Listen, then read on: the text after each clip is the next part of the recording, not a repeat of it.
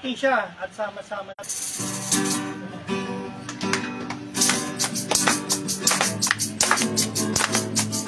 Halina't sambahin natin pangalan niya. Ikaw ang santo, tagumpay niya. Sa kanya ka upasan, sa kanya ka magtiwala. Ikaw ang santo, dakila siya. Halina't sambahin! Halina't sambahin natin pangalan niya. Ikaw ang santo, tagumpay niya. Sa kanya ka umasa, sa kanya ka magtiwala. Ikaw ang santo, tagumpay niya. Wala siyang katulad ng magmahal. Hindi nagbabago kailanman. Basta tumawag ka, siya ay nariyan. Ika'y makaasang tutunan. Halina't sambay natin! Halina't sambahin natin ang pangalan niya. Ikaw ang santo, tagumpay niya. Sa kanya ka umasa, sa kanya ka magtiwala. Ikaw ang santo, dakila siya. Wala siyang katulad kung magmahal. Hindi nagbabago kailanman. Basta tumawag ka, siya ay nariyan. Ika'y makaasang tutunan. Wala siyang katulad, wala siyang katulad kung magmahal. Hindi nagbabago kailanman. Basta't tumawag ka, siya ay nariyan. Ika'y makaasang tutunan. Ika'y makaasang tutunan. Ika'y makaasang tutunan. Palakpakan mo natin, Panginoon.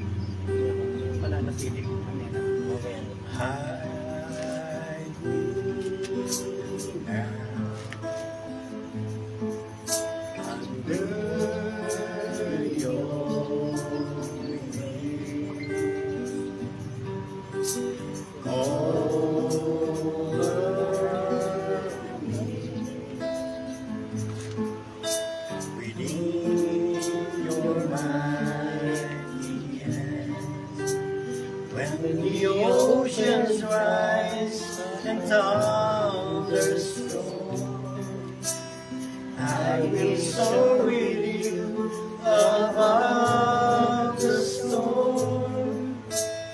Father, you are King over perfect love. I will be still, though you are God.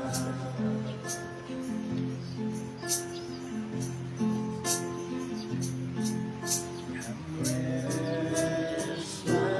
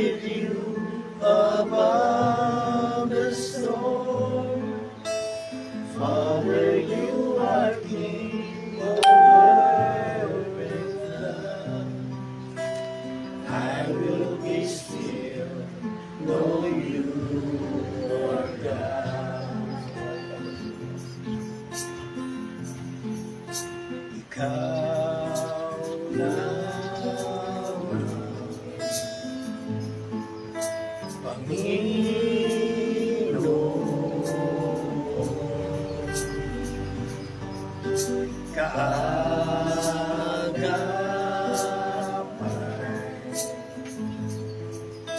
saan man naroon, suliranin man ay dumating, ikaw lamang, O Diyos, ang sasambahin. Panginoon ko, sa'yo lamang mananatili kailanman. Kapahinga, kapahinga,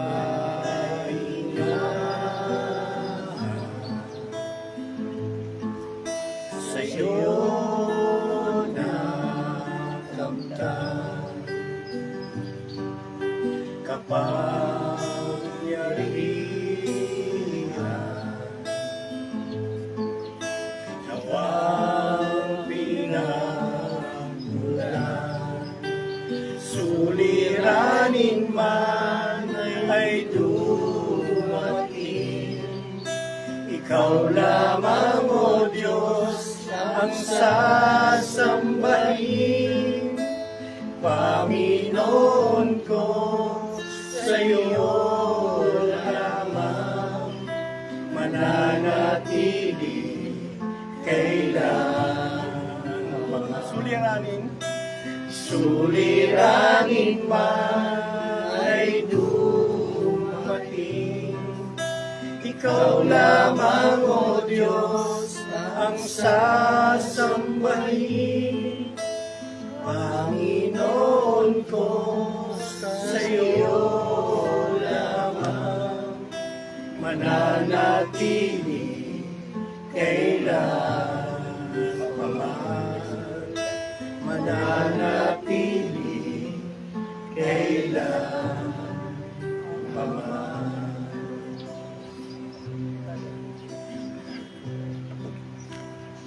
Bigyan natin si Pastor Ruel, siyang matalangin sa atin.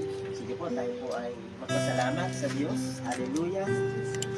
Aming Ama, sa pangalan po ni Jesus, marami pong salamat sa panibagong umagang ito na ibinigay niyo po sa amin. Salamat sa pag-iingat kalakasan, Panginoon. Lord, sa pagkakataong ito, kami po ay nagpapalinis, Panginoon. Ano mang nakita niyo po sa amin, Panginoon, sa amin po mga buhay na hindi po naging kaaya-aya sa iyong paningin, Panginoon. Lord, pakalinisin niyo po kami, patawarin niyo po kami, O Diyos, sa amin po mga kahinaan at pagkukulang, Panginoon. Lord, kilala niyo po kami, Panginoon. At sa umagang pong ito, O Diyos, siling po namin ang banal na Espiritu sa aming pong kalagitnaan. Sa pangalan po ni Jesus. Lord God, pangunahan niyo po kami, Panginoon, ng iyong presensya sa umaga po ito.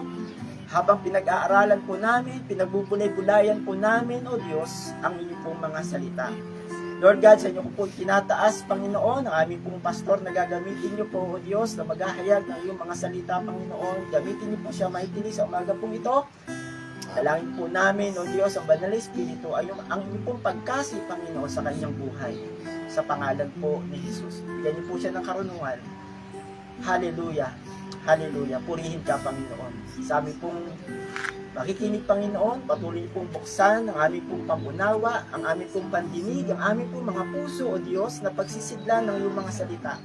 Lord God, alam po namin meron kayong mensahe sa umaga pong ito. Lord God, tulungan niyo po kami na maunawaan ito, Panginoon. At patuloy po namin maisagawa, Panginoon, sa aming pong mga buhay para po sa inyong kaluwalhatian. Panginoon Diyos, sa umaga po ito, hiling po namin ang inyong basbas, Panginoon, sa gawain ito. Pagpalain niyo po, Panginoon, ang bagang ito. Pagpalain niyo po, O Diyos, ang bawat isa. Pagpalain niyo po ang iyong mga salita na mahayag sa aming pong kalagitnaan.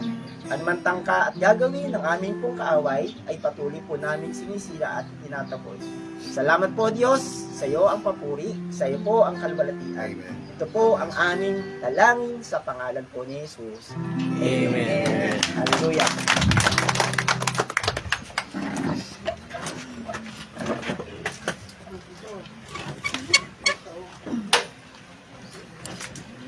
Okay, magandang umaga po sa inyong lahat.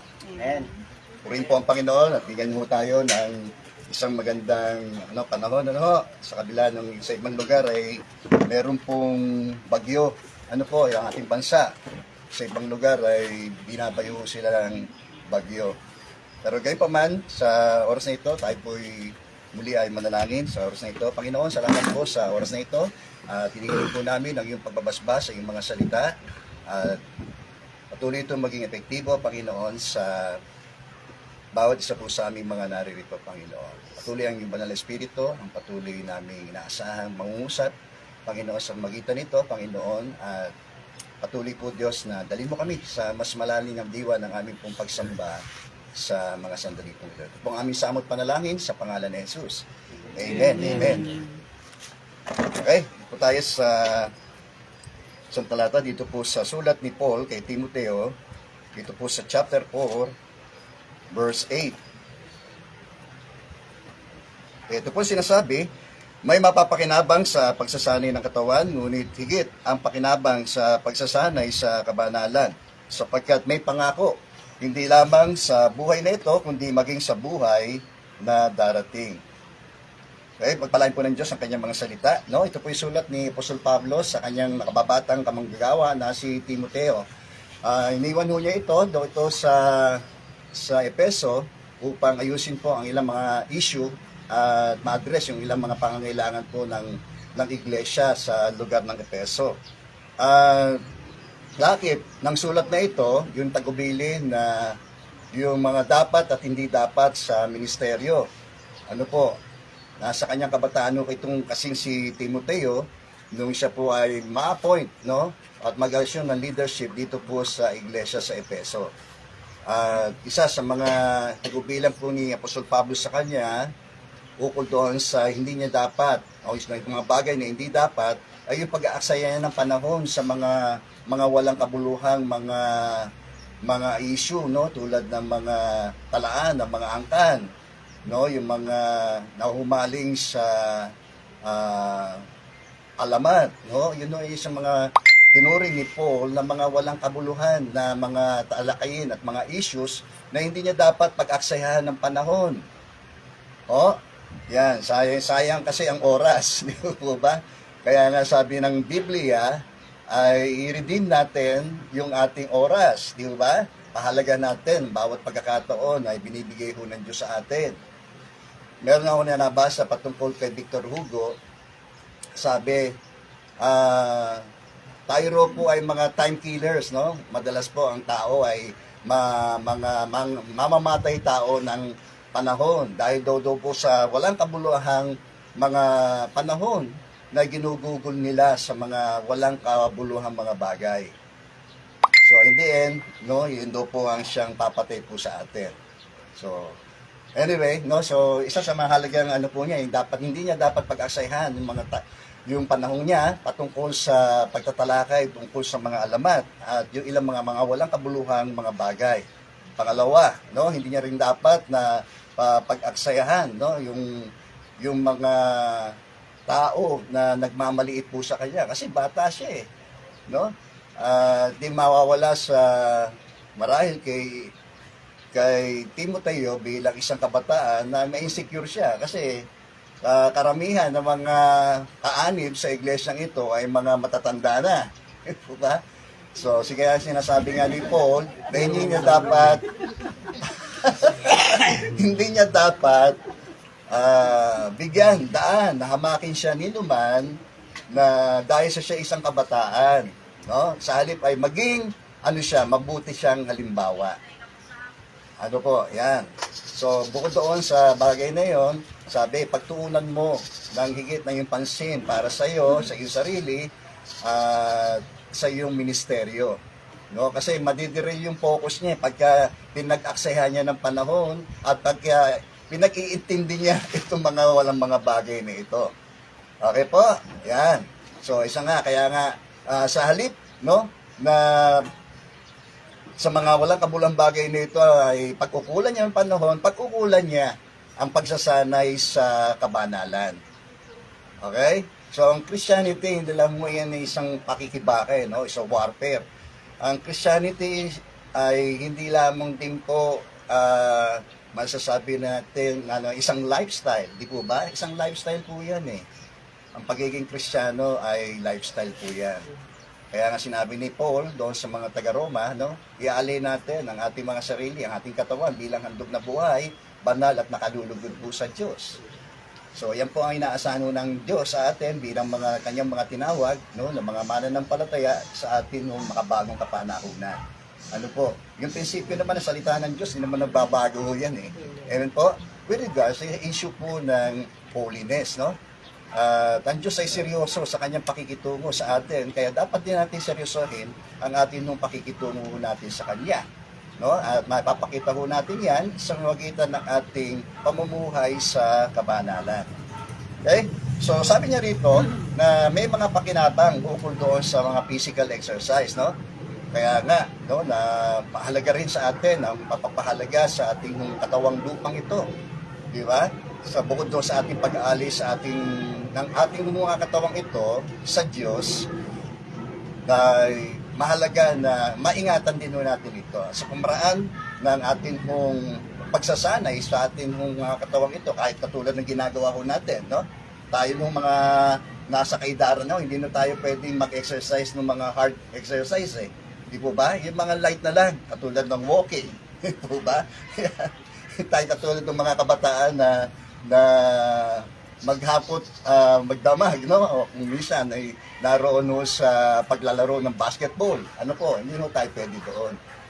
Pero gayon pa man, no, tinuturo dito sa atin yung kahalagahan pa rin ng pangangalaga po sa ating pong katawan, no? Bahagi po yan yung paglalaan natin ng oras para po tayo ay magsanay, no, sa ating physical, yung mga physical exercises po natin. Nabasa ko nga ron, napanood ko yung tungkol doon sa Milo, di ba? Yung commercial ng Milo. Sabi, get your children into sports. Yan. Mahalaga rin daw po na yung ating mga anak ay atin ho silang involved sa mga physical exercises tulad ng mga sports. Di po ba? Kung saan sila ma-incline, ay mahalaga po yun. Kaysa ang bataan ngayon, lagi na lang nakaupo no? Sa mga gadget, di ba? So walang ganung kaya mahihina ang mga katawan, no? At bukod po roon doon sa mga uri din ng mga kinakain, di ba? So siguro nga yung mga henerasyon ngayon, no, ay kaya nga siguro isa sa mga dahilan kung bakit patuloy na umiikli ang buhay ng tao dahil doon sa mga bagay na mga food intake niya, no, sa kanyang sarili. No? Yan, dati naman yung mga simpleng buhay, simpleng pagkain, nabubuhay tayo. Ito yung mga matatanda ngayon, no? Kasi yung mga lang din ho sila, no? Hindi katulad ng mga kinakain ngayon na talaga namang may mga halo na mga chemical, no? Kaya siguro, isa sa mga dahilan ng pag-iksilin ng buhay ng tao ay doon sa mga food intake ng tao. Okay? Kaya anong kailangan natin? Para tayo ma-preserve natin yung ating kasiglahan, kumain tayo ng tama. No, isa ito sa mga dahilan na poprolong ng buhay ho natin, no? Hindi lang ho yung physical exercise, no? Isa yun, kasi may mga pakinabang ho yan para sa atin with regards sa ating physical na aspeto, no? Nalayo tayo sa mga chronic diseases tulad ng heart diseases, diabetes, no? Kapag tayo pinagpapawisan pinag-exercise tayo no? Naiiwas tayo sa mga ganyang klase ng mga sakit. Di po ba? At nagbibuild ito ng strong muscles, di po ba? Malakas yung talagang ating mga katawan, no? Sa pamamagitan ng physical na pagsasanay. Amin po ba? At gayon din sa pagkain po ng tama. Ayan. At yung pangatlo, para sa mga mainam na habang buhay ay yung pong mamuhay tayo ng tama. Amin po ba? So, yan yung sinasabi ni Paul dito, no? May pakinabang nga ang physical exercises, pero higit ang pakinabang kung ikaw ay mamumuhay sa kabanalan. Amin po? Yan. Amen. Yun po ang tinutukoy doon ni Paul na higit ang pakinabang sapagkat hindi lamang pakinabang itong temporal. Kasi temporal lang naman yan eh. Kahit physically fit tayo, di po ba? Dahil nga doon sa pagsisikap natin pangalagaan ang ating katawan, kaya ginagawa natin mga physical exercises na ito, makain tayo ng tama, pero yun ay pansamantala lang, no? Naalala ko po yung aking po mga kakilala ng mga nakaraan. Siguro kilala nyo rin si Brother William, si Pastor William, di po ba? Alam niyo po ba, namatay po siya habang siya po ay naglalaro ng tennis. Pati isang aming kamag-anak ng misis ko, yun din habang siya naglalaro din ng tennis, isa rin yung naging kamatayan. Siguro, yun na yung tinatay, no? So, naalala ko rin yung lindol doon sa Cebu, no? Doon sa San Remigio Sports Complex. No, na habang naglalaro yung ilang mga kabataan po roon, gumuho yung sports complex at nadaganan ho yung ilang mga players po roon na naglalaro ay namatay. So, doon sinasabi natin, ang buhay natin maikli, no, na ang panahon. Hindi natin pwedeng araw tayong mamili ng ataol ng ating pagsisidlan ng ating katawang lupa, no? Yung pagsisidlan ng ating katawang lupang ito doon sa sementeryo, pwede tayong bumili noon. At mamili kung anong klaseng ataol, klaseng libingan ng ating paglilibingan. Pero hindi tayo pwedeng mamili ng uri ng ating kamatayan. Di ba? Meron tayong tinatawag na madugong kamatayan. Bloody death. No, meron din tayo tinatawag na premature death. Yung bata pa lang namamatay na. Kahit masigla pa. Sa amin, hindi mo akalain mamamatay. Meron din tayong tinatawag na matagal na kamatayan. Ibig sabihin, pwede na mamatay, hindi pa matay-matay. Ganun eh. Di ba? Meron nga sa akin, alala ko lang na may isang pastor, pwede bang panalangin natin na mamatay na yung nanay ko? Sabi nga, bakit naman? Kasi tagal na nakaratay eh. Di ba? Kasi kunin na ng Diyos. Ang buhay ng tao, hawak ko yan ng Diyos di ba? May kanya-kanya tayong panahon. May panahon ng pagsilang, may panahon ng kamatayan. So, ang Diyos lang naman may pwede nating pagkatiwalaan patungkol sa buhay po natin. Ano mang ikli o haba ng buhay natin, tayo po ay mayroon ng nakatakdang oras at sandali. Okay? Ang mahalaga lang ay napaghandaan natin yung ating nung pagharap sa Diyos. Sapagkat matapos tayong mamatay, tiyak na hahantong tayo sa pagsusulit, no, at paghuhukom ng Diyos, no? Tinakda sa bawat tao na minsan lang mamatay, pagkatapos daw po ay paghuhukom. At doon natin pagsusulit ang lahat ng ating pong mga ginawa. Mabuti man o masama, ayon tayo. Yung mananampalataya, harap tayo sa Diyos, hindi tayo hatulan sa kawalang hanggang kaparusahan, kundi tayo po ay hindi na hinatulan, no, ng kaparusahan ng mga nakipag-isa kay Kristo. Subalit ang mga hindi ay tiyak, no? Ang kanilang kamatayan at hantungan ay yung kamatayang walang hanggan na siya namang itinakda para lamang sa lagay sa Diablo. Subalit ito ay tinakda rin para sa mga hindi sasampalataya, una sa mabuting balita ng pagliligtas ni Kristo. Amen, no? Yun ang nakakapangilabot, no? Kung ikay namatay sa kayong kasalanan, mamamatay ho tayo ng pangwalang hanggan. Kaya nga, matalino ang mga tao raw pong naghahanda ng kanyang kamatayan, pero mangmang ang nag-iisip ng kasiyahan. No? Mas mabuti raw pumunta sa bahay na merong namatayan kaysa sa bahay na merong handaan, sapagkat dapat daw alalahanin ng buhay na siya man ay itinakda ring mamatay. Ano po? Ayan. Matalino ang naghahanda ng kanyang kamatayan, pero mangmang ang nag-iisip ng kasiyahan. Purihin po ang Diyos, no? Ito ay isang mahalagang bagay lamang na bilang paghahanda sa atin, yung mga benepisyo ng ating mga physical exercises, no? Alam niyo po ba, hindi lamang yung benepisyo ng physical, tayo nakikinabang, no? Kapag tayo ay mayroon tayong physical training, kundi yung mental, aspeto ng buhay natin. Nakakapag-reduce ng stress yan eh. Yung ginagawa ko natin ito, nakakapag-reduce ng stress eh. Kasi nandoon ka lang sa isa sa isang sulok. At ang dami mong iniisip. Di po ba? Dito na yung gumagana yung isip mo eh. Di po ba? So, may pakinabang din ho yan with regards sa ating mental health, no? Nakakapag-reduce ito ng stress sa buhay natin. Okay? Ng mga intendicities natin. Ano po? Nakakapag-reduce yan ng mga intendicities natin. Marami tayong intindi. Ano po? Yung mga bayarin. Di ba? Kapag tayo ay nag-training sa physical, meron tayong pagkakataon makalaya sa mga intindi ng buhay. Less stress. Tama ba yun? Amen. Amen. With regards sa social aspect ng buhay natin, ito opportunity rin ito para makapagkakilala tayo. Di ba? Ito nga, itong jogging fellowship natin dito na lang tayo nagkakakilala no? Tama ba yun? So sa social aspect ito, may pakinabang din.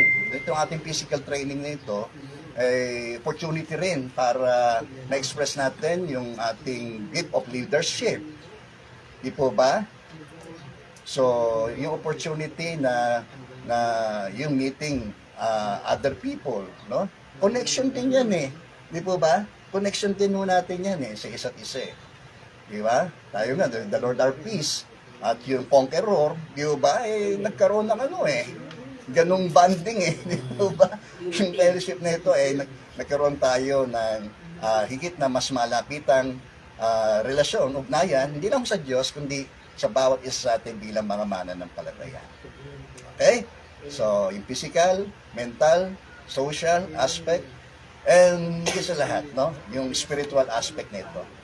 Na through this, no, kind of fellowship, no, nakita natin, nakakapag-impart tayo. Katulad nito, nakakapag-impart po ako sa inyo ng mga spiritual things, di po ba? Tulad ng mga bagay na ito na sa salita ng Diyos. So, sa ikatitibay ng bawat isa po sa atin. Yan ang goal naman Di ba? Yun ang goal ng ministry na sinasabi rin ni Paul kay Timothy. The goal of ministry is serving the Lord Jesus Christ. No? Yun ang goal ng ministry. No? Yung maglingkod tayo kay Kristo sa kanyang ikaluluwalhati. Yun, higit sa lahat. So, serving Christ, no, for His glory. Purihin po ang Panginoon. So, kung bakit nilagawa tayo, ito yung mga hindi sayang. Di po ba? Ito yung may mga kabuluhan. So, siguro, kung tayo hindi mananampalataya, isipin natin, kung nakikita natin yung mga tayo, mga andi dito, sa sanlibutan, ang tingin na sa atin, nag-aaksaya tayo ng oras dito. No, pero ito yung mga bagay na meron talagang lubos na kabuluhan. No, kaya sinasabi ni Paul na yung pakinabang doon sa physical na pagsasanay ay temporal lang yan in comparison doon sa pangwalang hanggan. Yun yung sinasabi natin May higit. May pakinabang nga sa physical training, pero yung spiritual training ay higit, no? Sa buhay na makalupa natin. Di ba? Kaya nga si Jesus, no, di ba? Yung minsan yung encounter niya doon sa mayaman, di ba? At alam natin, tinanggihan siya ng mayaman. Kasi yung hamon ni Kristo, sige, isa pang kulang sa iyo para magkamit ka ng buhay na walang hanggang, hinahanap mo. Ipunin mo lahat yung kayamanan at ipamahagi mo sa mga duka at ikay magbalik sa akin at sumunod sa akin. Nalungkot yung mayaman. O di ba? Nalungkot yung mayaman. So, doon pa lamang, pinili niya yung kanyang kayamanan kaysa sa pag-ahari ng Diyos sa kanyang buhay. Doon siya nagkamali sa kanyang desisyon na yun Mas pinili niya yung kanyang kayamanan kaysa sa ating Panginoong Hesus. Sino ba mas mahalaga sa kanya? Hindi niya magaganyan. Sinusubukan lang naman siya Kung ano yung laman ng puso mo, sinasabi niya ganun, yun ang yung Diyos. At wala makapaglilingkod sa Diyos at sa kayamanan. Sapagkat yung isa ay paglilingkuran at yung isa naman ay hahamakin niya. So, yun yung sinasabi na almost saved but lost. No, maliligtas sana pero napahamak. Amen. Katulad din ng magnanakaw, di ba? Yung magnanakaw na tumanggi kay Jesus, di ba? Yun yung dinner si Jesus, di ba? Na kung ikaw anak ng Diyos, iligtas mo na kami. Pati na yung sarili. Di ba?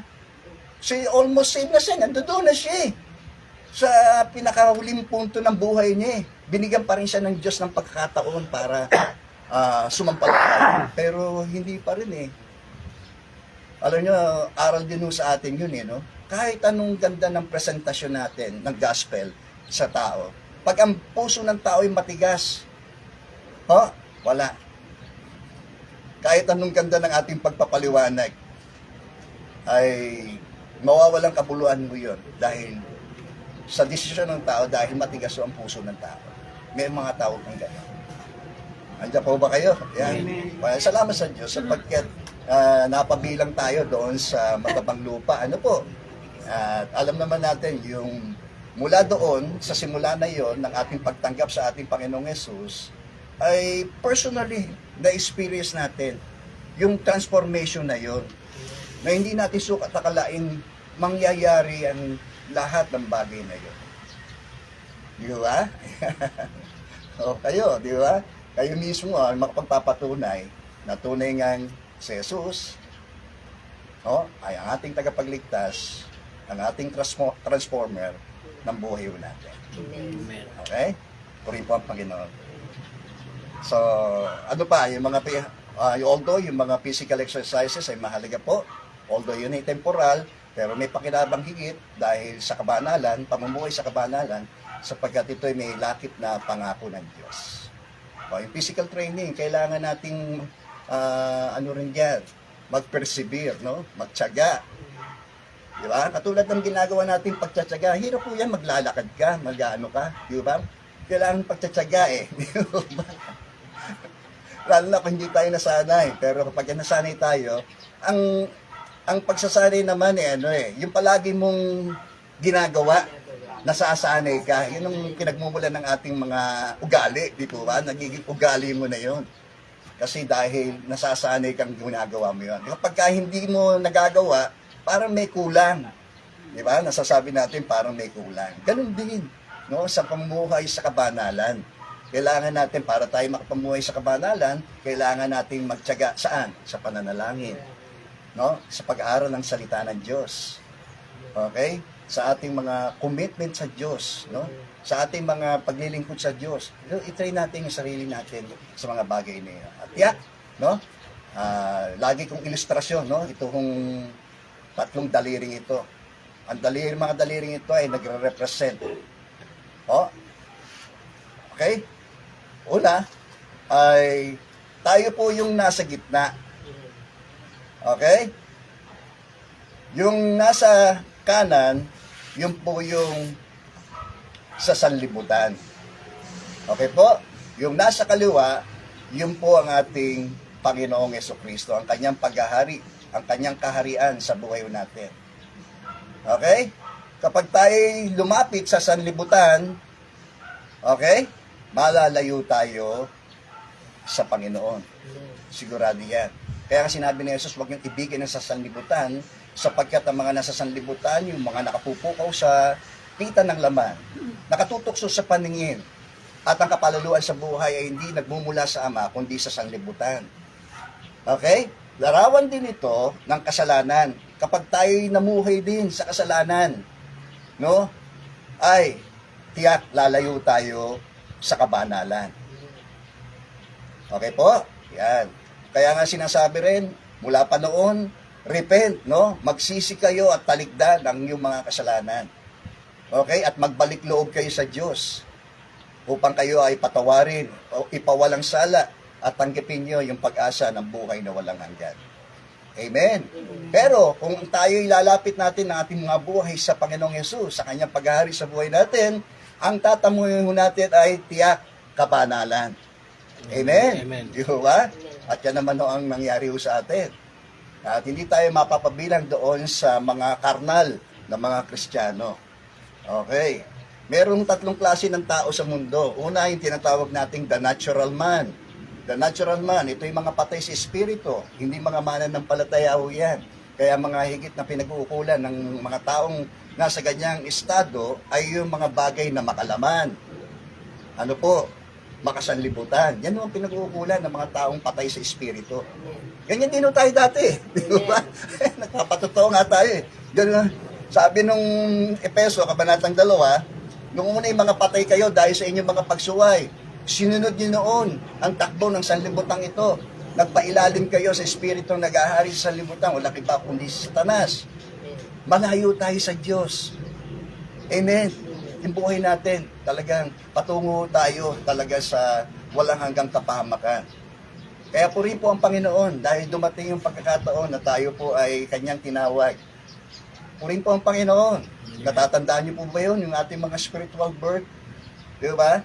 Yung sandali na tinanggap natin si Kristo. Sa ano ang mga paraan? Ano po, na paano natin siya tinanggap? No? At panahon na kailan natin siya tinanggap? Di ba? Pero ang mahalaga, meron tayong tinanggap na ating tagapagligtas at naging Panginoon ng ating buhay. Walang iba kundi ang ating Panginoong Yesus. Amen? And the rest is history. No? Alam natin yon. Merong nangyaring hindi natin mawaring mangyayari yon sa ating buhay. Na kung saan natagpuan natin yung ating pinakahanap-hanap na noon hindi natin mahanap, matagpuan sa ating mga bisyo sa buhay, sa mga kalakaran ng mga mundong ito. Di ba? Hindi natin natagpuan doon eh. Kaya yung hangganan ng ating naging paghahanap ay numatagpuan tayo ni Kristo sa buhay natin. Amen. Amen po ba? Amen. Amen. Okay, glory be to God. So, yun ang ating ipagpatuloy. Yung sinasabi ni Paul kay Timothy na bigit mong sanayin ang iyong mga sarili sa kabanalan. Okay? Sapagkat ito'y may lakip na pangako. Di ba? Tuloy natin, yung sinabi ni Jesus doon sa kanyang mga apostol, nung tanong ni Pedro, Panginoon, tingnan niyo po, iniwan namin ang lahat at kami sumunod sa inyo. Ano naman po ang para sa amin? Ano sinabi ni Jesus? Walang taong nag-iwan ng kanyang tahanan, lupain, magulang, anak, kapatid, alang-alang sa akin at sa aking paghahari. Ang di tatanggap na makapupong higit sa buhay na ito. Amen, makalupa. Bagamat maaring temporal, merong pangako ang Diyos sa atin. Katulad ng ginagawa natin, physical exercise natin, may pangako rin yan eh. Kalakasan ng katawan. Amin po ba? Okay? Pero merong higit doon sa mga temporal na yan. Ito yung mga eternal na mga bagay. Okay? Ano yon? Yung mamumuhay ka sa kabanalan. Diba? And without holiness, we cannot see God. Sinasabi rin ng Bible, hindi natin makikita ang Panginoon kung walang kabanalan. So, seryosohin natin. Kaya nga, mahalaga, sabi nga ni Paul doon sa mga taga-Roma, ipinamamani ko sa inyo, alang-alang sa masaganang habag ng Diyos sa atin. Isipin niyo kung gaano kasagana. Dati alipin tayo ng kasalanan, pero pinawalang sala tayo ng Diyos. Pinalaya tayo sa pagkakaalipin nito. Amen po ba? Walang matuwid, wala kahit isa. Di ba? Sapagkat ang lahat ay nagkasala. Amen? At ang kabayaran ng kasalanan ay kamatayan. Physical, spiritual, at gayon din ang eternal na kamatayan. Pero dahil sa habag ng Diyos sa atin, pinawalang sala niya tayo sa pamagitan ng ating pananampalataya kay Kristo. Romans chapter 3. Amen? At ano po? Tayo ay patungo roon sa proseso ng pagiging banal, bagamat tayo pinaging banal ng Diyos, pero yung proseso ng kabanalan ay yun ang kasalukuyang ginagawa ho ng Diyos sa atin. Tayo kanyang pinapaging banal. And in the future, inihanda niya tayo tungo doon sa pagluwalhati ng Diyos sa atin. Glorification. Okay? From justification, sa past, tayo kanyang pinawalang sala, sa nakalipas, sa kasalukuyan, ano po, tayo po ay kanyang pinapaging banal. Kaya, Sanctification. ano mang dapat natin gawin? Magpasakop tayo sa Diyos. Okay po? Mag-submit tayo sa kanyang paraan, sa kanyang kalooban. Doon tayo magpasakop sa kanya para makapamuhay tayo ng may kabanalan. Okay? Part yun ng discipline eh. Di ba? Dinidisiplina mo. Ngayon sinasabi nga ni Paul, no, hindi siya sumusuntok sa akin, tumatakbo siya ng may seryoso. Ganon din sa buhay paglalakbay natin sa pananampalataya. Di ba? Kailangan nating supilin, no? Disiplinahin ang ating katawan sa paghanda towards the goal. Goal of what? Di ba? Glorifying the Lord Jesus Christ. Yun ang goal natin.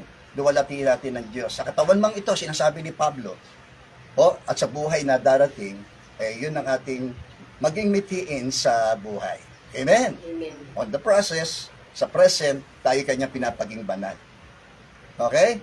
So, live a holy life, no? Kaya dapat tayo mamuhay ng isang banal na pamumuhay. Ialay natin ang ating katawan bilang handog na buhay. Kung noong Old Testament times, nag-aalay ang mga tao ng hayop. Pero ngayon, tayo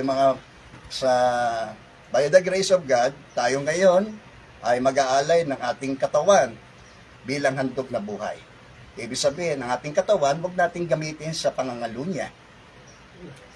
Okay po? Huwag nating gamitin sa anumang makalamang mga gawain ng ating katawan. Nakukuha nyo ba tayo? Amen. Okay. Be transformed by the renewing of your mind, no? Magbago na tayo ng diwa at pag-iisip with regards doon sa ating kaisipan. Sinasabi gano'n. Hindi magbabago ang takbo ng ating pamumuhay kung hindi magbabago ang takbo ng ating pag-iisip. Tandaan natin yan. Kung ang kaisipan natin ay sa mga bagay pa rin sa sarili natin, sa makalamang gawain, hindi magbabago ang takbo ng ating pamumuhay. Pero ang ating kaisipan ay nasa kaisipan. Sabi nga, magkaroon kayo ng kaisipan tulad ni Kristo. Ano po? Ang kaisipan natin ay nandoon sa pangwalang hanggan, tiyak. Ano po? Dito tayo ililid sa kabanalan. Okay? Makapakasimple lang naman no? Kaisipan. At yung kalooban natin, kung ano ang ganap at nakalulugod sa Diyos. So, the mind, the will, and our emotion, mahalaga po yan na nakapasako sa paghahari ng Diyos. No? Kaya nga sabi ni Kristo, not my will, but yours be done. Yung kalooban natin. Pinakamahirap din tayo kalaban natin yung sarili natin. Sa kalooban ba ng Diyos o yung kalooban natin? Yan ang madalas na struggle natin. Kaya sa buhay spiritual, may mayroong makikipagbuno. Dapat determinado rin tayong makatapos, manalo, amin po ba, magwagi, maging victorious, di po ba? At magagawa lang natin yon sa tulong, habag, kapangyarihan ng Diyos. Amen po ba? Yan. Kaya yun ang yung spiritual transformation, no? Na hinahanap ng Diyos para sa atin. Amen po ba? Amen. Kasi may pangako yun, mga kapatid, no? May pangako yun sa atin, no? Kaya huwag tayong maderail ng ating mga kaisipan lamang na dito sa mga temporal, doon tayo mag-isip, no? Sa higit na makabuluhan, higit na magtatagal sa piling at kasama natin ang ating tagapagligtas sa Panginoon na walang iba kundi si Jesus. Amen. Amen. Mas mainam na si Kristo bumalik, di ba? Na nandito tayo, na nagkakatipon tayo. Kaysa naman nandun tayo sa gumagawa tayo ng kasalanan. Nandun tayo abutan. Amin po ba? Yan, mas mainam nandito tayo. Di ba? Lagi mga sinishare na yung mga greatest events na mga nangyari tulad ng pagpapakita ni Kristo. Di ba? Kailan siya nagpakita sa kanyang mga alagad? Nung sa panahon sila po ay nagtitipon. Hindi siya nakita ni Tomas kasi absent siya. Absent siya. Okay? So, mahalaga yung fellowship. Amen po ba? Amen. Okay. After a week, muli siyang nagpakita sa kanyang mga disciples sa panahon na sila ay nagtitipon. Di ba? Pero yung yung presence ni Thomas nandoon na. At doon siya sumampalataya. Amen. Amen. Purihin po ang Panginoon. Nung dumating yung pangako ng Banal na Espiritu, nasaan yung mga disciples niya, yung mga apostol niya? Nandoon sa isang lugar na nagtitipon. Dumating yung Espiritu Santo. Amen. Okay. Yun yun. Purihin po ang Panginoon. Feast of Pentecost, di ba? Mahalagang mga pista yan Di ba? Amen. Si Kristo namatay during the Feast of Passover. Amen po ba? Dumating yung Espiritu Santo during the Feast of Pentecost. Mahalagang pista po yan ng mga Hudyo regards sa Jewish festival. Pangatlong festival, Jewish festival na ginagawa ng mga Hudyo, yung Feast of Trumpets. Isipin po natin yung connection nun sa pagbabalik ni Kristo. Sisang kisat mata, pagtunog ng trompeta, bababa si Kristo, bubuhay muna yung nangamatay ng mga sumampalataya, pagkatapos tayo daw po mga buhay pa ay titipunin niya. Kasama ng mga binuhay doon sa papawirin at makakapiling na natin ng Panginoon magpakailan pa man. Amen. The signs of the times, no, makikita natin, walang nangyayari na. Ngayon, yung building of the third temple, di ba, ay nireveal na, no? Kasama yung ministro ng Israel.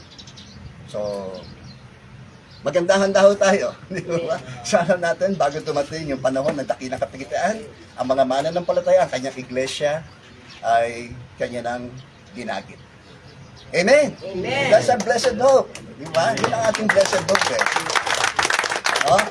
Kaya, manatili tayo sa ganito. Mas mainam siya dumating na nandito tayo at nagsasama-sama. No? Tunay na tayo ay kanyang luluwalatiin. Gaya naman niyang kanyang pinangako sa atin. No? Ang pagtitiis natin sa kasalukuyan ay hindi mahahambing sa kaluwalatian sa atin pagdating ng takdang panahon. Purito ang Panginoon. Amen. Tayo po'y manalangin. Dakilang Diyos, aming Ama, muli po kami nagpapasalamat sa kalupon yung salitang ito, Panginoon. At salamat sa pangungusap nito sa aming personal. At nawa, O Diyos, ay maging submissive kami, Panginoon, sa anumang tuntuning na aming mga natutunan ngayong pong umagang ito.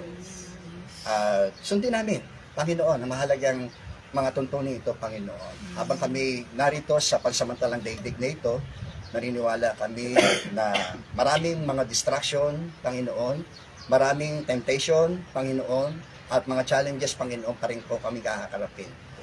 Ang mahalaga, Panginoon, tulad ng payo ni Pablo kay Timothy, ay mag-focus kami doon sa aming goal, Panginoon. Ang goal po namin yun ay kami ay makapaglingkod ng gusto at wasto at magbigay kami ng kaluguran, kaluwalhatian sa aming Panginoong Jesucristo. At ang mga bagay na ito ay alam pong lubos na pinahalagahan, Panginoon, at nawa ay sa iyong tulong, sa iyong habag, Panginoon, ay maipagpatuloy po namin ang mga pinasimulan po ninyo ito sa amin. Panginoon, naniniwala kami na ikaw ay malapit nang dumating, Panginoong Yesus.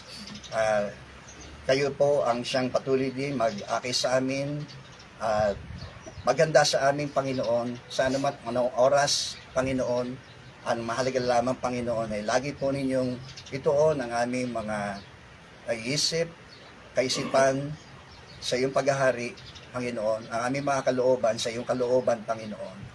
O Diyos, at ang aming pananampalataya mula sa aming puso, Panginoon, ay hindi ho mawala, Panginoon. Purihin ka, Panginoon. Purihin ka, Panginoon. Lord, hayaan mo yung patuloy na pagbabasbas, Panginoon, sa oras na ito, maging sa mga maaaring mga nakapakinig sa oras na ito, kung di mo ayang tiyak ang yung patutunguhan kapag ang buhay mo ay kinuha ng Diyos. Ito ay magandang pagkakataon para tanggapin mo yung kaloob ng Diyos ng buhay na walang hanggan. Si Jesus na namatay alang-alang sa atin upang sa gayon, hindi lang tayo tumanggap ng pagpapawalang sala ng Diyos, kundi tayo magkaroon ng pag-asa sa muling pagkabuhay. Ang buhay na walang hanggan. Kung yan ay nais mo, ang sinabi rin ng Biblia, kung ipapahayag ng iyong mga labi na si Jesus ay Panginoon, mananalig ka ng buong puso na siya ay muling binuhay ng Diyos, ikaw ay maliligtas. Sapagkat nananalig ang tao sa magitan ng kanyang puso, at sa gayon siya ay napapawalang sala, at nagpapahayag sa magitan ng kanyang labi, at sa gayon siya po ay naliligtas. Kung yan ang nais mo, kaibigan, bakit hindi ka manalangin sa iyong kinalalagyan? Sabihin mo ang panalangin ito na manggaling sa iyong puso. Sabihin mo, Panginoong Jesus, lumalapit po ako sa iyo bilang isang makasalanan. Pinagsisisihan ko po ang lahat ng aking mga nagawang pagkakasala. Sa aking mga sinalita, inisip, at gayon din po sa aking pong mga ginawa. Patawarin mo po ako, Panginoon. Panginoong Jesus, sumasampalataya ako na ikaw ay namatay upang ako'y mapawalang sala. Sumasampalataya rin ako na ikaw ay muling nabuhay mula sa mga patay upang ako'y magkaroon ng pag-asa sa buhay na walang hanggan. Tinatanggap kita bilang aking tagapagligtas at Panginoon ng aking buhay. At simula ngayon, Panginoon, ang buhay ko pong ito ay aking pong lubos na iniaalay sa iyo po lamang. Marami pong salamat, Panginoong Jesus. Amen. Okay? Praise God. Okay, praise God. Ay, pagkain, pastor. Sige, sige. Ano mo muna? Sige, sige. Ayan, yan, yan, yan. Oh, ayan, kaway-kaway. Kaway-kaway, kaway-kaway. O, yun nga ito. Bilabang sa akin. Kaway, kaway-kaway, kaway-kaway. Ama, sa akin. Okay. Nakita ko na ba yan? Naharap na.